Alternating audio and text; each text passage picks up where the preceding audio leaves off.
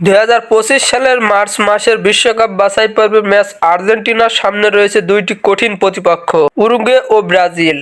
তবে আর্জেন্টিনার দল দারুণ আত্মবিশ্বাসের সাথে এগিয়ে যাচ্ছে, কারণ দলে রয়েছেন ফুটবল জগতের এমন একটি চমকপ্রদ নাম। লিওনেল মেসি, জুলিয়ান আলভারেজ এবং রদ্রিগো ডি পলের মতো তারকারা এই দলের প্রাণ। প্রথমত উরুগুয়ে ম্যাচের দিকে তাকালে দেখা যায় তাদের আক্রমণ ভাগ এবং রক্ষণ ভাগ অত্যন্ত শক্তিশালী। তবে আর্জেন্টিনার বর্তমান দলটিতে প্রতিটি খেলোয়াড়দের মধ্যে রয়েছে একাত্মতা ও সামঞ্জস্য। লিওনেল মেসি তার অভিজ্ঞতা দিয়ে পুরো দলকে প্রেরণা যোগাচ্ছেন, আর আলভারেজ গোল স্কোরিং দক্ষতা এবং ডিপলের মিডফিল্ডিং বল কন্ট্রোল করার ক্ষমতা উরুগুয়ের জন্য ভয়ঙ্কর চ্যালেঞ্জ হতে পারে। ডিপল যে এনার্জি নিয়ে মাঠে খেলেন তার মাঝমাঠের প্রতিপক্ষের চাপে রাখতে সক্ষম। অন্যদিকে ব্রাজিল ম্যাচটা সবসময় আলাদা মাত্রার, কারণ এটি শুধু খেলার নয় বরং দুই দলের ঐতিহ্য এবং আবেগের লড়াই। ব্রাজিলের আক্রমণ বিশ্বমানের, কিন্তু আর্জেন্টিনার রক্ষণভাগ এবং গোলকিপিং ক্ষমতা দারুণভাবে উন্নত হয়েছে। ম্যাচের সৃজনশীলতা, ডিপলের মাঠের নেতৃত্ব এবং আলভারেজের আক্রমণাত্মক